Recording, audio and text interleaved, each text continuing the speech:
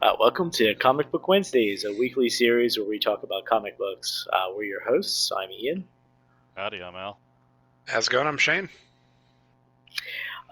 Again, if you enjoy our content and you've been watching and following us, please subscribe, like, comment. We'd greatly appreciate it. This week we have read issues by Jonathan Hickman. We've read New Avengers 9, Infinity number 2, and New Avengers 10. And again, we're leading our way up to Secret Wars. So we've had quite a journey here these past couple issues. I think things are starting to really formulate. How do you guys feel so far about what we've been going through? Nice twists and turns. Yeah, I really like these issues. These three, actually. Excuse me. Me too. I think I was saying last week, like I was really excited to see more of this side of the story, and to have a whole week just dedicated to that. I'm really into it. Anything surprising hit you guys? If you don't mind me just getting right into it, I didn't know Thanos had a son. Yeah. No, neither did I. It's funny you say that because last week we were talking and we're like, oh yeah, the Infinity Stone, da da da da da, and like me having a little bit of background with this story already, I was like, You're like, oh yeah, no. nah. Fuck you guys. You sneaky fuck. I was like, y'all I gonna thought learn. it was really cool to see, though, like the way that they're portraying the Illuminati, along with everything that's going on in this side of the story, because I almost enjoy this side, I think, more than the regular Avengers side, I feel like. Mhm. So it's an interesting change, you know what I mean? I agree with that, and especially right now because I don't enjoy their space stuff right now. I feel like it's convoluted. It's got a lot of characters that I just don't care about.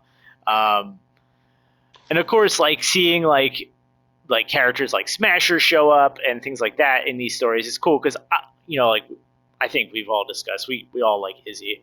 Izzy's pretty Yeah. great. Mhm. But I mean, honest to God, like I can't. The two guys from Mars, Abyss and Ex Neo, I don't like those characters at all. So seeing No, like I really have no interest in them at all. It didn't really seem like they were doing much, and for that one issue where I'm sure we'll talk about it as we get to it. It really did confuse the hell out of me. okay, With yeah, well, Ex Nihilo, and I think you know what part I'm talking about when we're like the other with the planet version. and all that. Yeah, so like yeah, we'll let's go a little bit issue by issue here, and we'll get to that.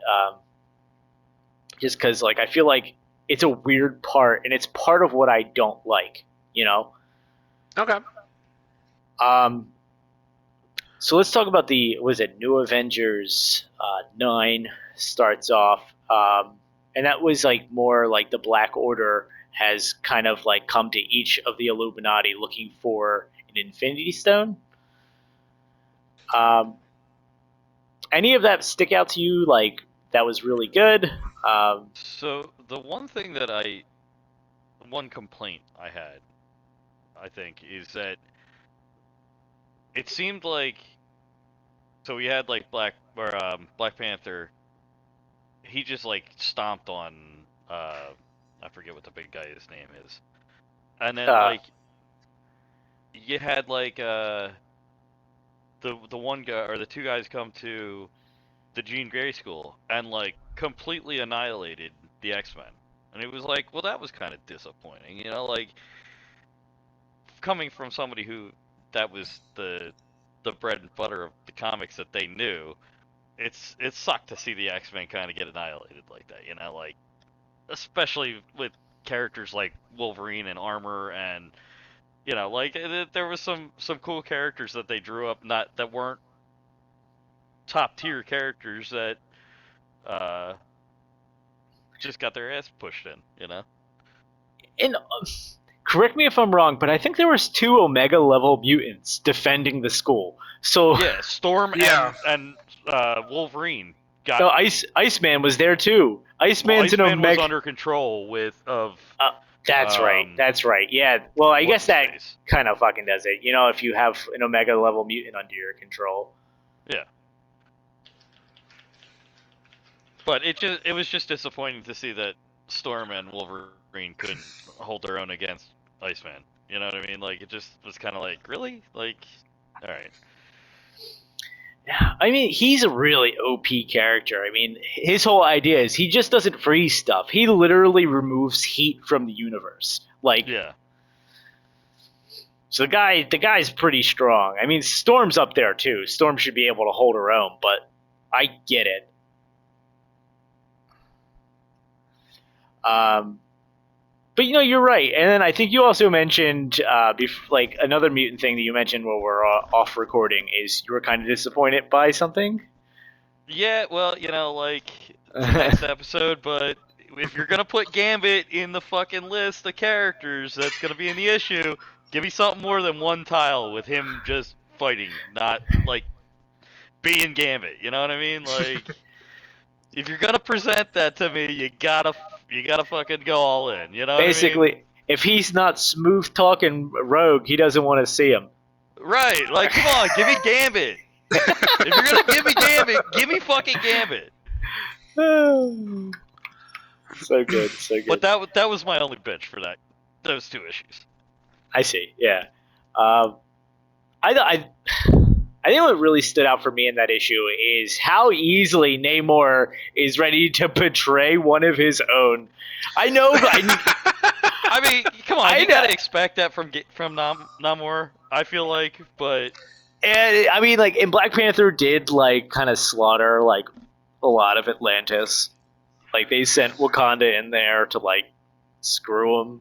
Yeah, so it's like the ultimate fuck you because, you know, he just had everything destroyed and then he just goes, yep, Atlantis was destroyed, but we have a brother in need, and everyone's just like, ah, cool, this is typical behavior. That should have been a red flag right there. Yeah. Yeah, definitely. Yeah.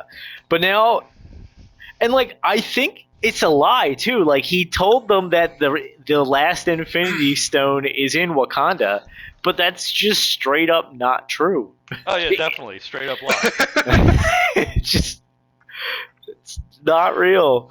This is fake life. But yeah, so, and I think also what kind of get me is as we transition from New Avengers 9 to Infinity 2, the first, I mean, like, it kind of shows you how tie-in books are, like, can be totally filler, because you get all that information basically in the beginning of Infinity 2. Like, the whole issue of New Avengers 9 is retold in a shorter version in the beginning of that second issue, which, like, I guess is good, but it kind of shows you how swarmy, like, selling comic books are, because, like, they're like, you're gonna have to buy all these issues to understand the story, guys. You know, and not really.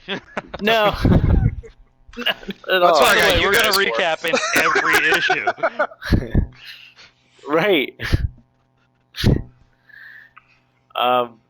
Oh, and just note, everybody, all the Black Order members who like went to these different Illuminati posts were successful, except for Supergiant or Black Dwarf. I forget which one is which.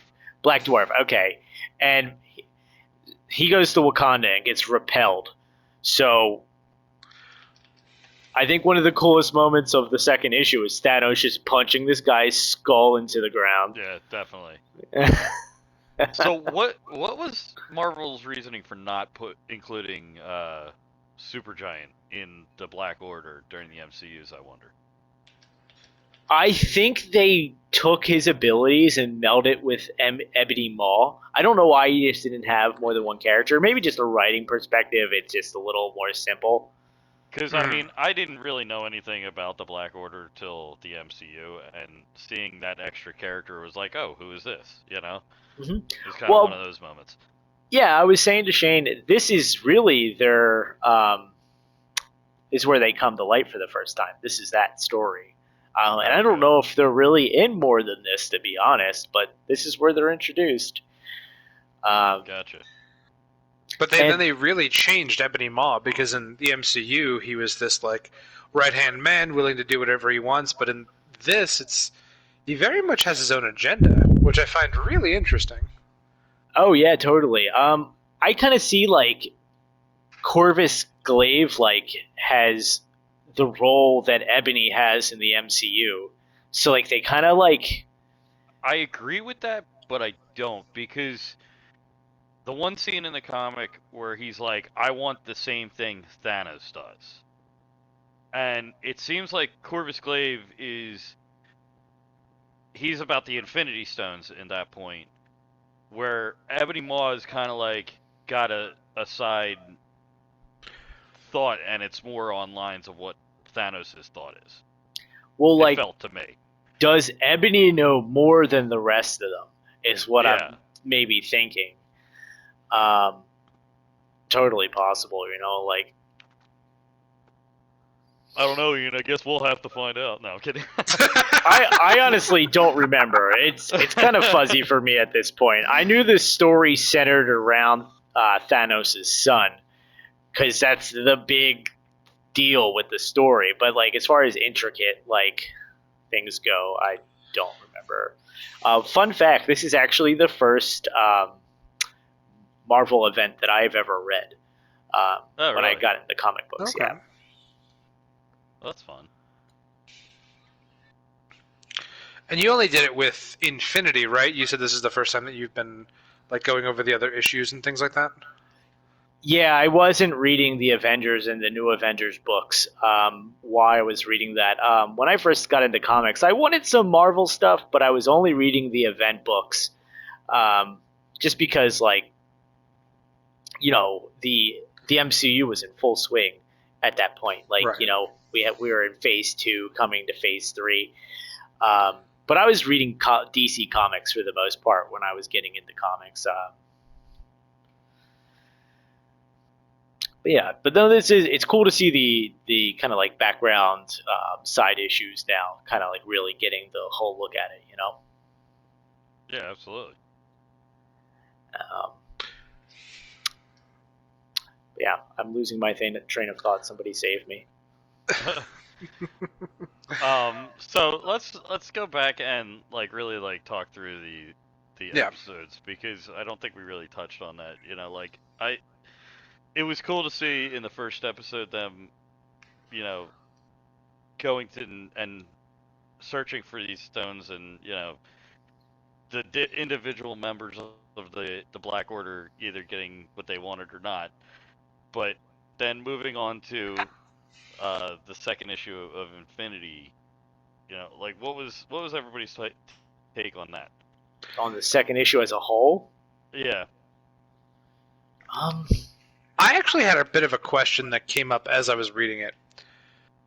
sure. So, Black Bolt handed the, basically the Illuminati, like this thing saying, okay, here's Thanos' son.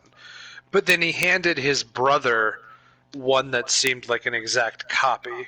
And I got the feeling, the Thanos son thing really surprised me because I thought that he had given it to his brother. So now I'm left thinking, like, okay, what did he actually give to his brother? I don't know. That's a good point. I mean, the Inhumans are an untrusting bunch.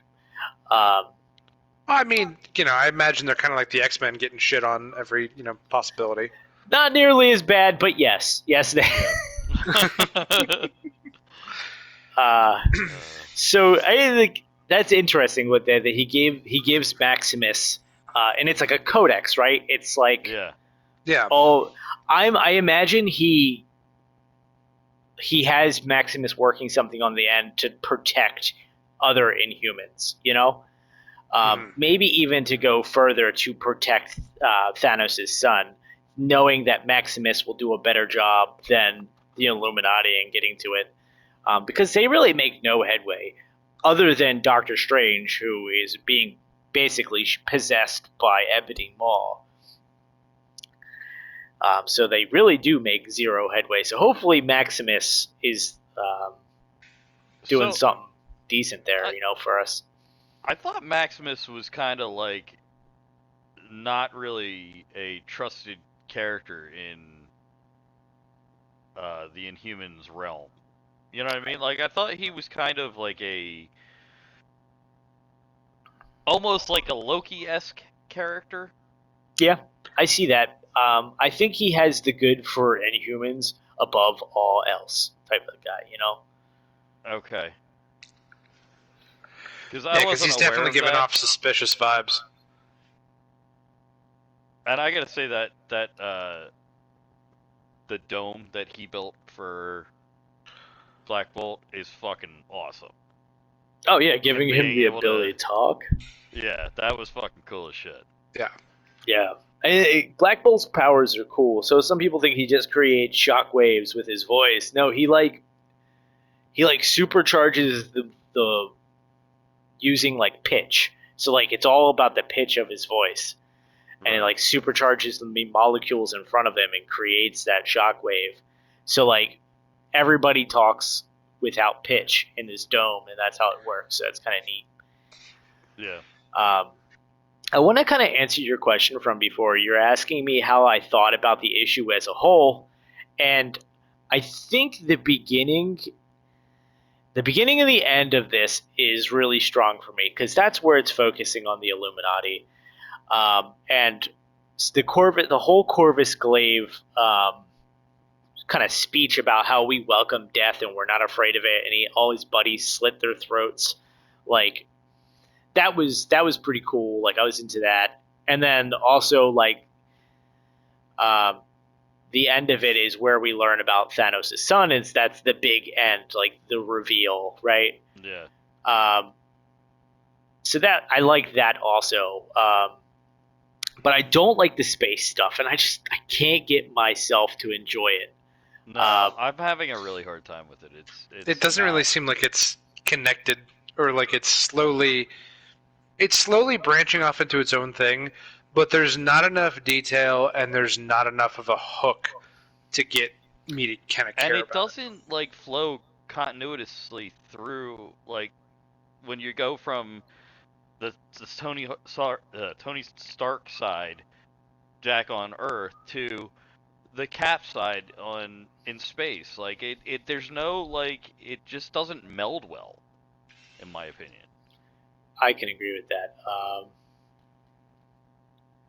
It doesn't, and it's odd because I honestly think that the whole that side of the story is really what the Avengers book was building up to, was these builders coming, and we've been reading that for so long, and this is supposed to be the payoff to that, and I feel like it's really fallen flat.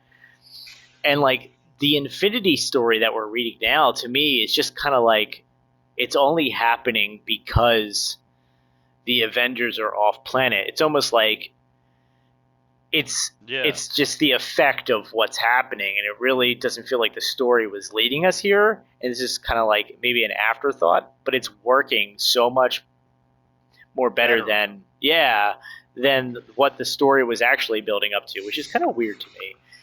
But hey, well, at least we're getting a cool Thanos story, right? Yeah. Yeah, definitely. I'm excited to see.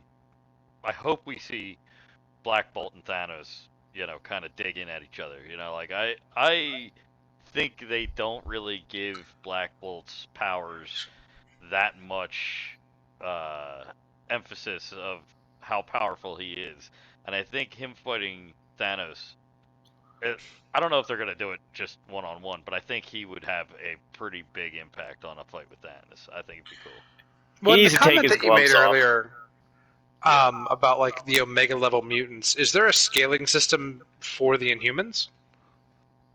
I don't think there is, to be honest. There are really powerful Inhumans, however, they're not given the love that the mutants have.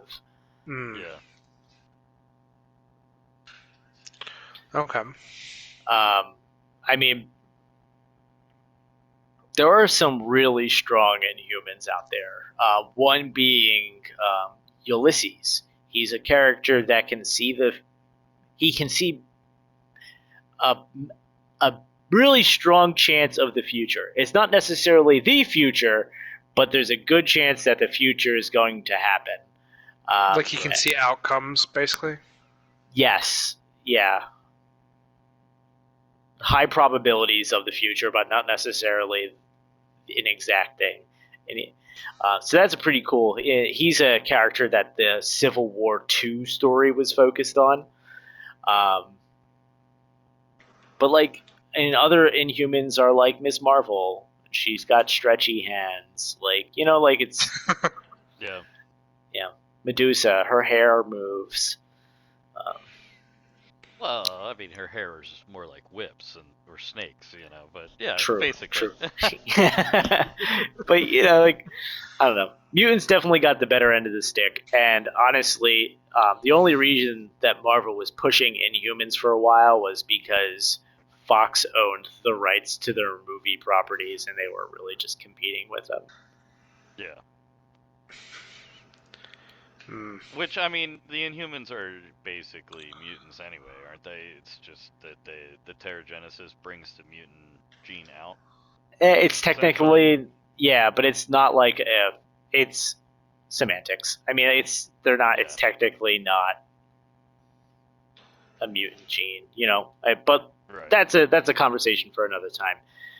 I mean, honestly, you can get really into it. Let's see. So that was basically my take on that issue. I can't get into it. The middle part of it. I mean, Shane, you had a question about this issue. Yeah, I did. With Ex Nihilo, or if I'm pronouncing that correctly, there was that scene with, I guess, his double when it like kind of killed himself or whatever, and the planet like started destroying its life. That kind of confused me because, like, as we were talking about this character, he just kind of stood there and was like, "Oh no, this is bad," and it's like, "Well, fucking do something. You haven't done shit this entire time." He's literally just standing there. Yeah, like that's kind of what's bothering me is like Cap recruited him because he's just like, okay, enemy and my enemy and all. Like I get the logic, but not really feeling like he's gonna really give a shit. Like he just cared about the title more than anything else.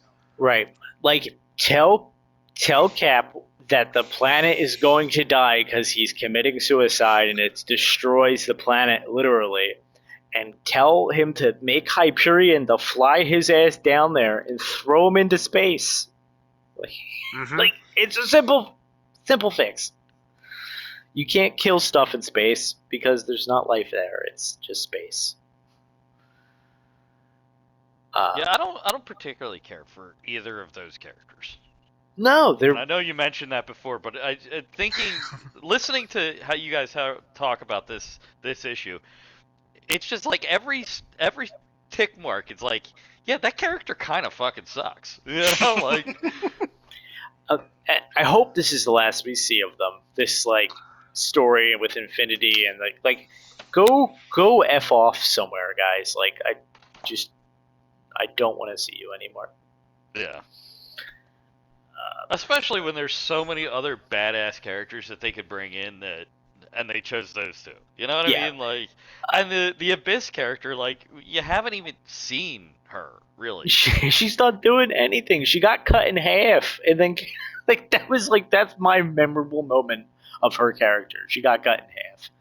Right. Like, I don't know. It's just an odd set.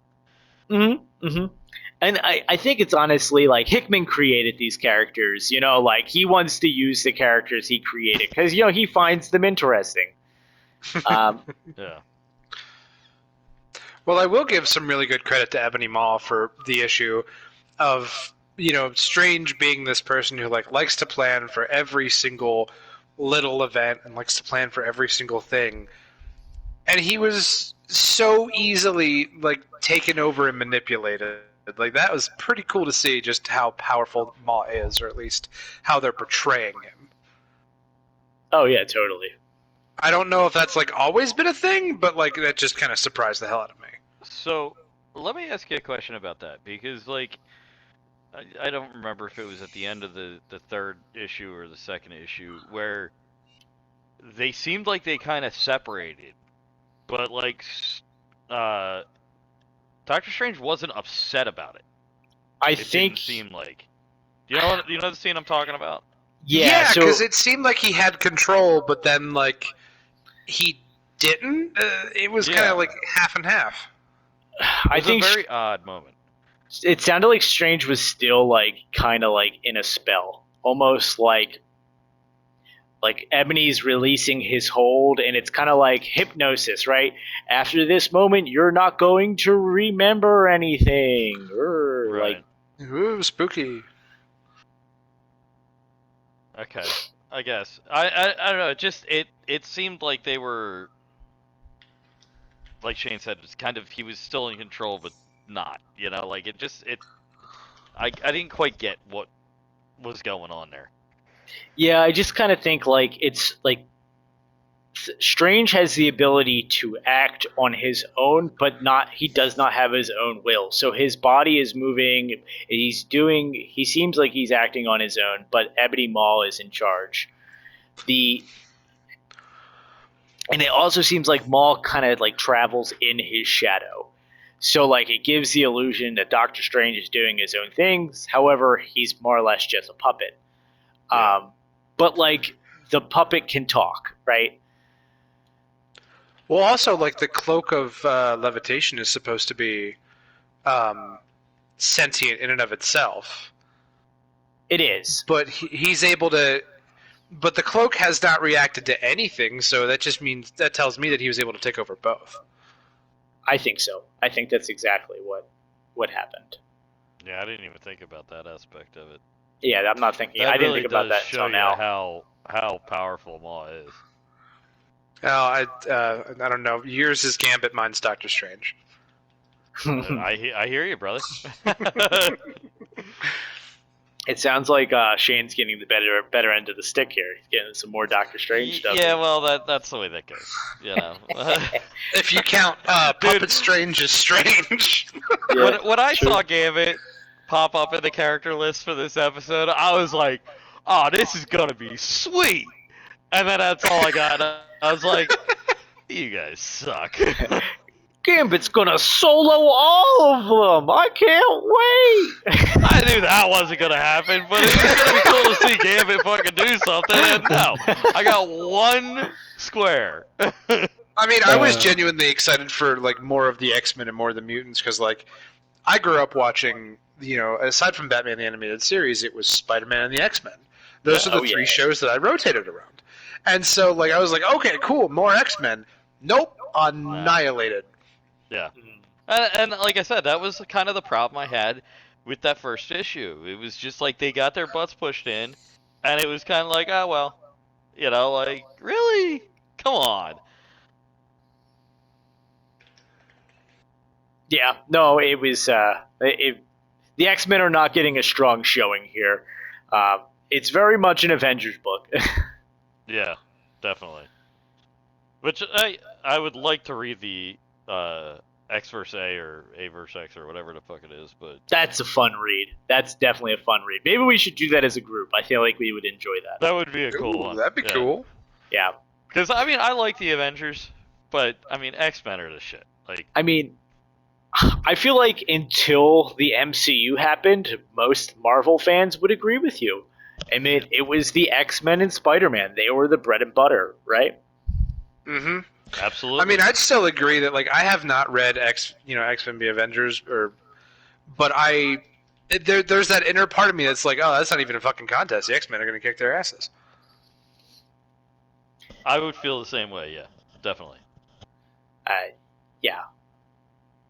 No, easily. I mean, the X-Men are just more powerful on every level, to be honest. I mean, there's just an answer for every Avengers question there. Like who would beat who? In my opinion, I just feel like every Avenger, there's a counterpart to with an X-Men. You know what I mean? Like, it just. Now, do you consider Scarlet Witch an Avenger or an X-Men? No, she's an X-Men. X-Men. Just because she's a mutant? 100%. She's an original member definition of the X-Men is they are mutants. I mean, you go back to the original OG lineup of the Avengers. Both Quicksilver and Scarlet Witch are in the OG Avengers. they were actually villains until they joined the Avengers. I mean, they were villains in the X-Men too. You know, they were fucking fucking goddamn. I'm drawing a blank here. Masters of Evil, is that what they're called? Yeah. Yeah. I mean, they were Magneto's kids. Like, I mean, the only one with who that kind of didn't end parental up being a lineage. villain there was Polaris. You know, and like, even she was kind of on the dark end. Yeah.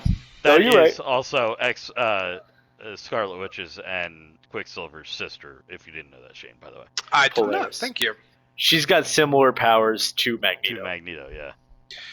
I figured with the name, but I'm glad you clarified, because like some of the comic assumptions that I could make, it's like, oh, I think this. Nope. Yeah. I mean, there's so much questions that I have across all different comics that it's like, it's not even worth talking about half of it, but you know. That's fair. That's fair. And there's a lot there, dude. There is a lot there. It's unbelievable how much there is. You know. Mm-hmm. Yeah. I mean, you're talking over what? When was Marvel created? Friggin' 60s. Early 70s, right? Oh, No. early or late 70s? Early 60s. Early 60s. Yeah, I mean, So Fantastic you're talking Four, like 64. over 50 years worth of material there. You know what I mean? Like, yeah, no, in like all the books, like some of the longer ones have 1,000+ issues, yeah, and I mean, Spider-Man alone has multiple. Not only 1,000 issues, but he has multiple comic books running. Like there's a lot of information. we actually just got one in a Disney Dropbox. It's like the non-stop Spider-Man or something like that. I haven't even read it yet, but That's pretty cool. yeah. I think I sent you guys the picture. I picked up Amazing Fantasy 1000. I was at my local comic book shop. I picked it up. It's got a lot of cool stuff in there. There's actually a story by Hickman in there where he does this whole like multiversal like Spider-Man thing, and like side tangent. Sorry guys. Pete goes and like he's having a rough time, and he's talking to these multiversal Spider-Men, and they're all like, what are you talking about? Like, you're the only one having all these issues, Pete. Right. Like maybe you're just That's just rubbing salt on the wound at that point. They're like, maybe you're not cut to be Spider-Man. And Pete sits there for a moment. It was like, what? No. He goes, I am Spider-Man. You guys got to be kidding me, right? And he goes, yeah. No, they're like, life sucks, bro. That is a total Spider-Man move. It was so good. I loved it.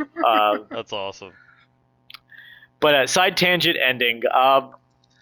Any final thoughts? Shout out to Brave New Worlds. I'm just saying, they fucking they're awesome as far as comics go. Yeah, they got everything. I mean, like, you can get D&D stuff, you can get comic books, you can models, statues. I mean, T-shirts. They got magic. Everything. They have everything. They have Magic, Pokemon, Hell Yu-Gi-Oh. Yeah. It's ridiculous how much stuff they have packed in that little tiny storefront they have. Oh, afraid my wallet is. They got 2 locations, one in Willow Grove and one Center City.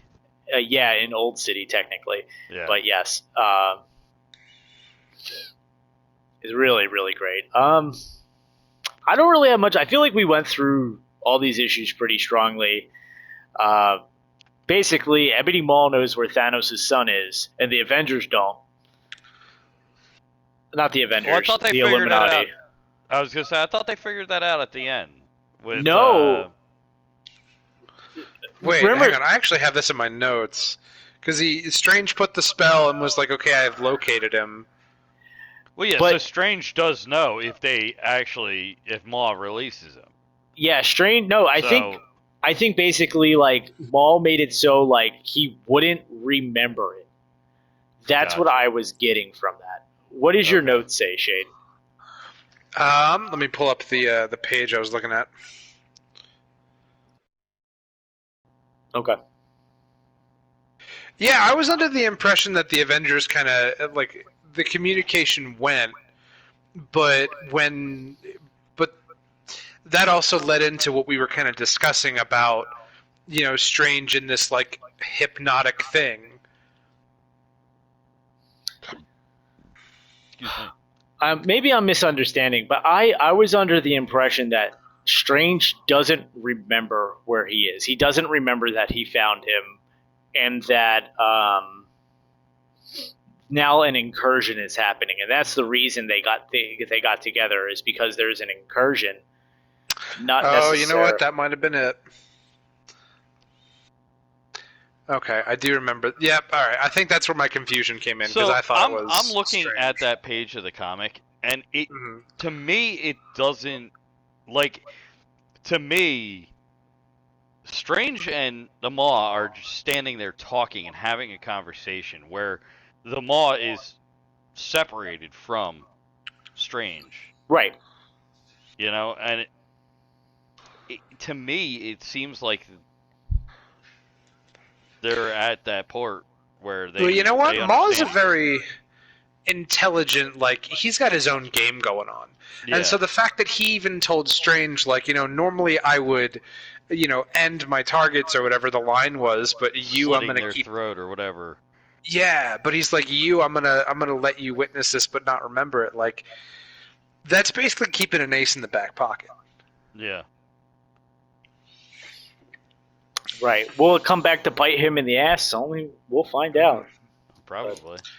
Tune in next week. Same bat chat time, same bat channel. Oh wait. Wrong comic company there.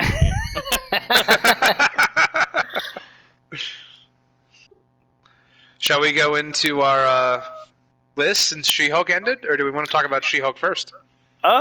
Yeah, let's real quick just discuss the finale of She-Hulk, because that to me was one of the most surprising things that I've ever seen on TV. Like, I was just not So expecting it. that shit flew in every direction. Like it hit the fan and flew in every direction. It really did. As a side note, I really thought they were going to have Kevin actually voiced by Kevin. I was kind of disappointed that they didn't. Yeah. There's a lot of stuff on the internet about that. Supposedly, he just like wasn't like they wanted him to be in the show. They just wanted Kevin to be in the show, and he was like, He "No, wouldn't do it? no, he wouldn't do it." And they're like, "Well, what about that sucks? what about the robot has a hat on it?" And he's like, "I'm not okaying it if the robot has a hat on it."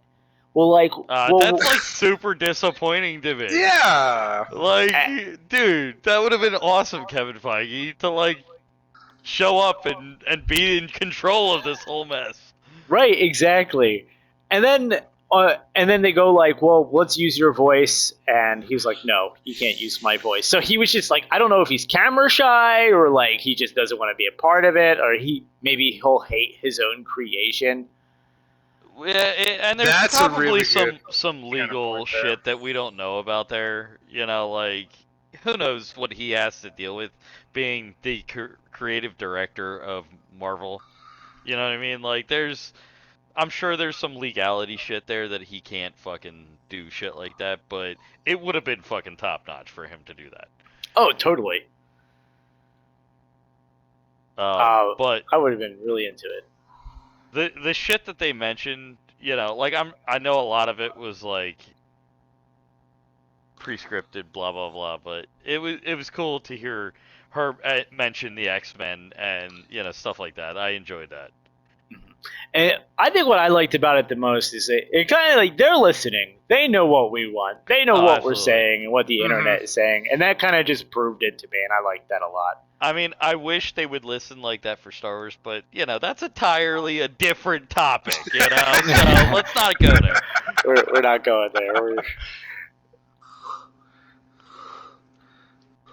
No, definitely. Like they have a clue what the fans want. I mean, I watched a video of another YouTuber talking about this portion of the MCU where it was like, he compared this portion of the MCU to the second phase of the MCU when stuff wasn't really growing the way they wanted it to, and they changed stuff to the fans' adaptation for the third section of the Mhm. MCU, The third and it phase. changed the whole dynamic of the MCU. You know what I mean? Like it brought it back to what it originally was. And I think that's what they're. I think it's just another growing pain that they're going through, and they'll feel it by the fan base. You know what I mean? I think that's a good point. We're going to, I feel like, get rewarded. I think, honestly, starting as early as a couple weeks from now when we see Black Panther, I think that movie is going to be fantastic. That was a nice little reference of like, you have to change this. This is costing me too much money. The special effects team are busy with other things, and they just played the Wakanda music. That was great. I like that. That was fun.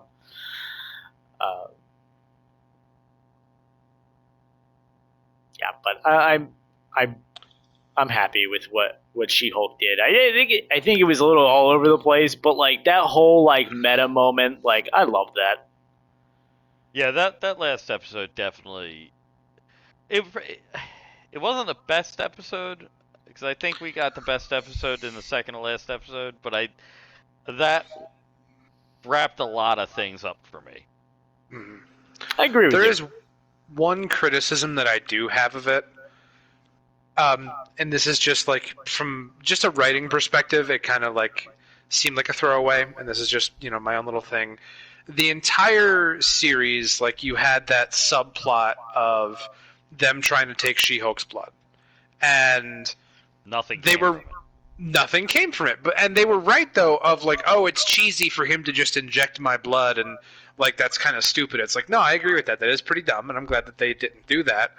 But they had this entire subplot that I hope they address again as like maybe like a little fourth wall moment or something like that, because it just feels like you set this up to be this thing, and then you just kind of threw it away. What you threw it away for was important, but it's still out there floating in the universe somewhere.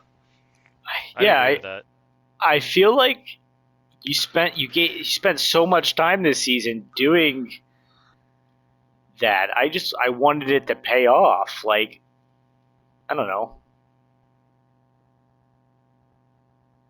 Yeah, I agree with that. I think they definitely could use that next season to figure something out. I don't know what it is that they move to if they do a second season of She-Hulk, but like they could use that definitely as their I figured it out. segue in at least or something. I have gone and figured it out. Right now, I had an epiphany. So, recent news is that Harrison Ford is going to be playing Thunderbolt Ross in next Captain America movie. Oh! And he's also going to be in Thunderbolts. Well, how does Thunderbolt Ross become Red Hulk in the MCU? Well, he's got She-Hulk's blood. There it is. Oh, shit, there it is. Yeah. Good call, Ian. Good call. All right. Yeah, I like it. I'm down for that. I hope we get a Harrison Ford Thunderbolt Ross Red Hulk. That will be awesome. And like the whole Scar thing. So the only one we're missing is A-Bomb. Okay, and I really hope we get an A-Bomb because I like his character. He's fun. He's goofy. He's a fucking teenager that got Hulk powers. Yeah, A-Bomb would be really cool. Yeah, it'll be really cool. I see some people thinking that like Scar is going to replace Hulkling in the MCU. I don't think that's happening. Right. Having Hulk's son though is pretty like that. That blew me away a little bit. Then again, I know that there was Planet Hulk and like all those other like Hulk. I've been exposed to that much, but for them to just be like, okay, cool, here's my son.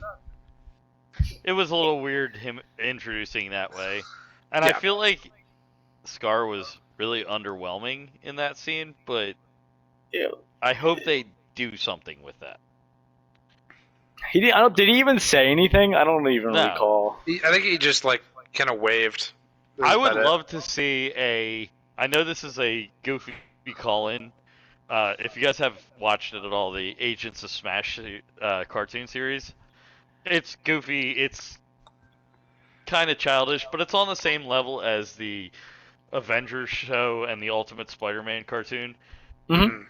I would love to see somewhat of a nod to that. You know what I mean? Okay. I think it'd be fun. That would definitely be cool. I feel like there's a lot of fans for that show, so it might not be out of the realm of possibilities.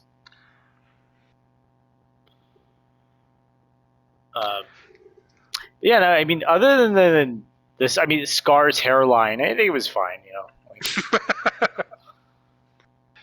I can't judge. I ain't got nothing. yeah, but you rather just shave your head, man. Unless you're gonna have a hairline like that, like, jeez. It was starting Yeah, to head to that definitely. way. It's all gotta go. Look, and for me to say something about hairlines, man, like, That's the pot calling the kettle black right there.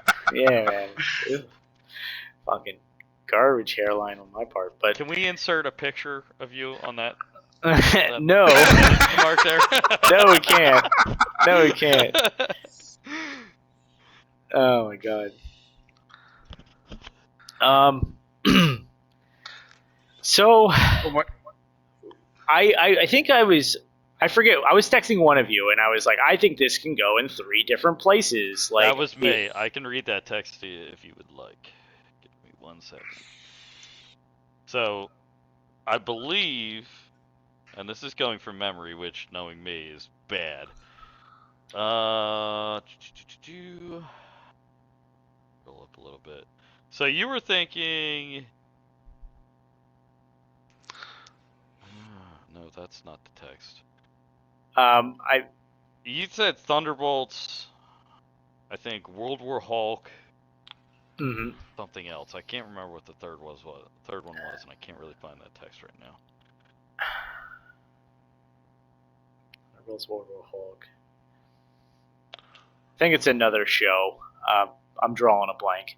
But anyway, I think there's 3 projects that can kind of like stem from this. World War Hulk hasn't been formally announced yet, but I think the trades have been reporting it, and usually when trades report stuff, they turn out to be true. So I don't understand how they're going to do that with Disney not owning the 100% rights to... They don't own the Hulk. distribution rights to the Hulk as far as his movies go. I think. I mean, they've done a decent job with Spider-Man interactions, but they can't do a 100% Spider-Man by themselves. No, but like with the Hulk, it's weird. So it's like movie distribution rights. I think how you fix that is you have a Disney Plus series, right? Okay. And then you can get away with it because it's not a movie. Okay. Sneaky, but that makes sense. Yeah. Who owns the distribution rights? Who owns the distribution rights? Universal. Yeah. Yeah. Like if you go down to Universal, Hulk's everywhere. Yeah. Also, weirdly enough, Universal owns all the theme park. To the right. X-Men, to the Fantastic Four, No, to all Marvel theme park.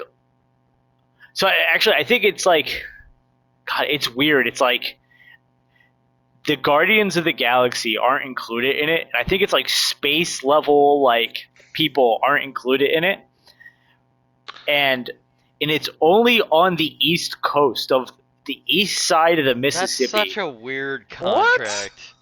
Yeah, so like, why would you break it up like that? So like when you go to Disneyland in California, they have Avengers Campus and they have all that stuff. Yeah. And it's because it's only on the East Coast, and it's just the weirdest thing. Well, it's weird because like you go down to Universal. We went there this summer for our family vacation, and like, there's a picture of me and Cyclops. There's a picture of me and Spider-Man. There's like, they have the Hulk ride. They have like there's Black Widow stuff. There's it's crazy, but like, it just seems like, and then you go to Disney and there's nothing. You can't. They literally can't. Unless it's Guardians of the Galaxy. They can do them. That's it. It's crazy. So weird. Definitely. So, in honor of the MCU finishing up their first phase of TV shows on Disney Plus, we've decided to do our own little rankings here. And I think, Yes. guys, we discussed. Let's just kind of go through our list one by one. I'll read mine, then Al or Shane, you guys, one of you can go next. Doesn't matter who, Alright. and then we can kind of just discuss. So this is definitely a longer episode than usual. So hopefully you guys are enjoying it. But I'm going to start. For the MCU, I have here. I start with Loki, and then I have Moon Knight, and then I go to WandaVision. Then I actually have Miss Marvel, and then Hawkeye. That's my top 5, and then there's 3 more: Falcon and the Winter Soldier, followed by She-Hulk, and then What If. And I don't want people to think that I hated She-Hulk. I enjoyed She-Hulk. It's just not the style of storytelling. I feel like you enjoyed She-Hulk more than any of the 3 of us. Like, I feel like I ragged on She-Hulk a lot in this talk that we've had over the last couple of weeks, and I feel Definitely. like you had She-Hulk as a pretty high note, in my opinion. But I'm gonna read my list off next. For me, like Loki was definitely top tier. Then I went Hawkeye, WandaVision, Moon Knight, Falcon and Winter Soldier, She-Hulk, Miss Marvel, and What If, because I thought What If was trash, but that was just my personal beat. I agree. What about you, Shane? What do you got? All right, let me go ahead and pull up my list up here.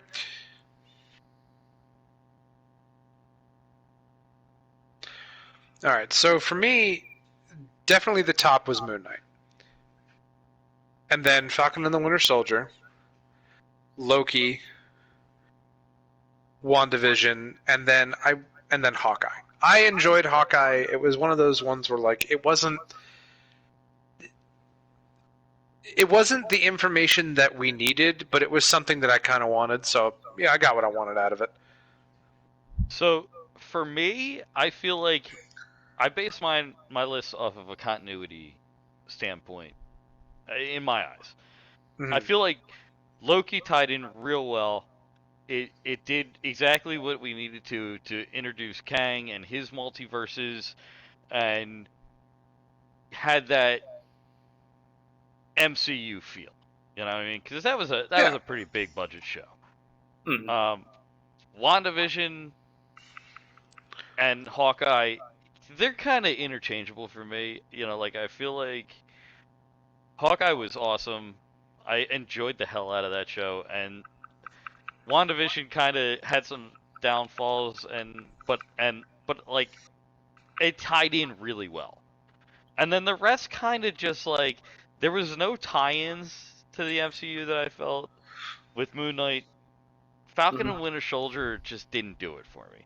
And the rest is just kind of like, yeah, it was fine. Yeah, I had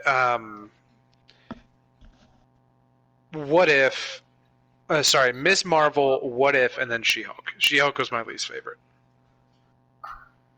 Interesting. I didn't like What If at all. I put What If. I really wanted to put it in its own category because it never really acted like a Marvel, like one of the Marvel shows that they were trying to go for with like continuity and things like that. Yeah. It was just kind of interesting lore. So to be honest, I really didn't know where to put it. I just felt like it needed its own category. Maybe and I'd like your take on that. I want to hear your take on that, but I also want to say something as soon as you're done. Okay. Yeah. So I completely agree with you. I think it needs to be its own thing.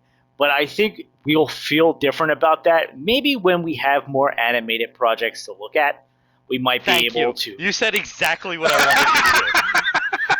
wanted you to do. So that show to me, I don't know what the difference in the multiverse for the Ultimate Spider-Man and the Avengers Assemble show and the Hulk, Agents of Shield or Smash or whatever, that fit into that realm perfectly for me. In the MCU, no good. I can agree with that. Yeah. Yeah, it's really trying to be its own thing, and I'm okay with that. I want it to be its own thing, but at the same sense, like, we are rounding up to we have 5 minutes. I just got an alert. Just so you know. Say it quick. We can discuss more, of course. I really want it to be its own thing. However, like, if it did connect to like Multiverse of Madness and things like that, that would have been cool. I would have been all about it. But they didn't do that. They didn't. They dropped the ball on that, and and that's where I feel like I'm like, yeah, it's its own thing. I don't even. That's why it's at the bottom of my list. Same for me. Man, I really hate to cut it short, but we really don't have a lot of time. Is there any final thoughts on everything that you guys want to do on your lists? Any things like that? And then we could talk more about it too, I really wish we could add in the musical part from Hawkeye for the end of our show here. I think that would be fantastic. I mean, I could do this all day, but like PlayStation's got a 60-minute timer, so.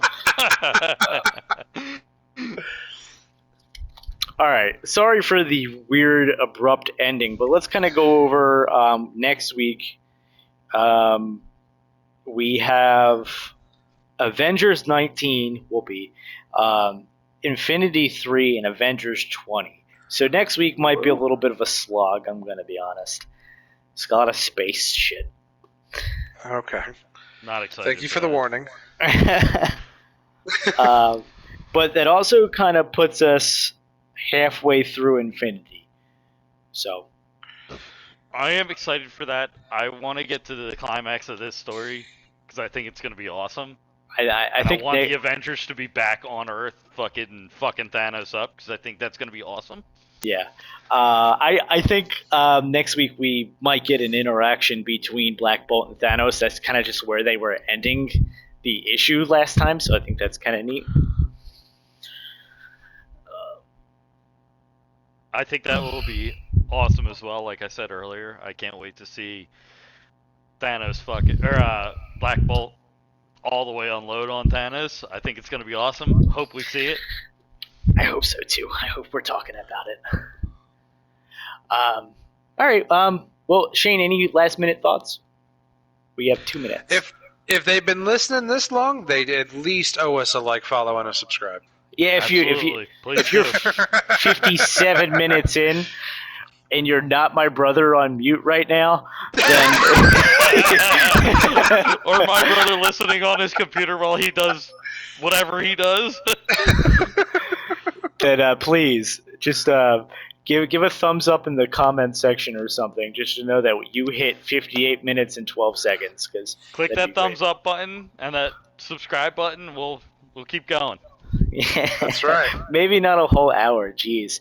All right. Well, thanks for listening, everybody. And again, I'm Ian. I'm Al. I'm Shane. And this was Comic Book Wednesdays. Good night, everybody.